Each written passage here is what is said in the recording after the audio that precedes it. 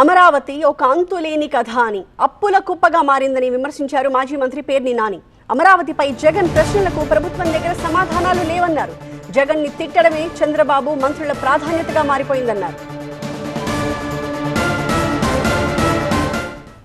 అమరావతిలో జగన్మోహన్ రెడ్డి గారు వేసినటువంటి సాక్ష్యాధారాలతో కూడినటువంటి ప్రశ్నల పరంపర, ఒక్కదానికి సమాధానం చెప్పడవడు. ఎప్పుడు పూర్తవుతుంది నారా చంద్రబాబు నాయుడు గారంటే సమాధానం చెప్పరు. అప్పు ఎంత అవుతుందంటే సమాధానం చెప్పరు. ఈ లెక్క అమరావతి నిర్మాణం ఎన్ని లక్షల కోట్లకి ఇది వెళ్ళి ఆగుతుంది, ఎప్పటికీ ఎంత డబ్బుతో పూర్తవుతుందంటే చెప్పరు. సంవత్సరానికి వడ్డీ ఎంత కట్టాలంటే చెప్పరు. చెప్పకపోగా బూతులు, తిట్లు, శాపనార్థాలు.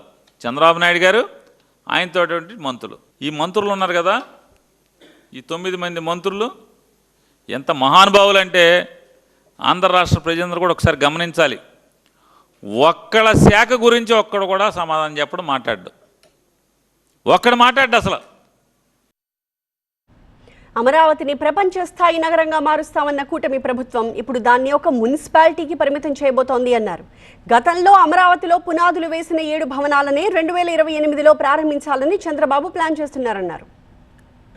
కొండపల్లి శ్రీనివాస్ గారు మంత్రి గారు, పార్థసారథి గారు మంత్రి గారు, వీరందరూ ఏంటి అంటే మొత్తం జగన్మోహన్ రెడ్డి గారిని తిడతాం, నోటికొచ్చింది మాట్లాడటం.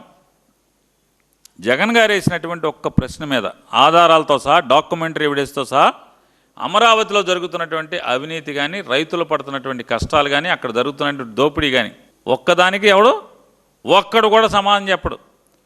ఇంకొక గమ్మత్తు ఏంటంటే, ఈ మంత్రులు ఉన్నారు కదా, ఈ 9 మంది మంత్రులు ఎంత మహానుభావులు అంటే ఆంధ్ర రాష్ట్ర ప్రజలందరూ కూడా ఒకసారి గమనించాలి. ఒక్కళ్ళ శాఖ గురించి ఒక్కడు కూడా సమాధానం చెప్పడం, మాట్లాడు అసలు. ఇక సత్యకుమార్ గారు మందుల బడ్జెట్ తగ్గిందని చెప్పని ఈనాడులో రాస్తే సమాధానం చెప్పడు.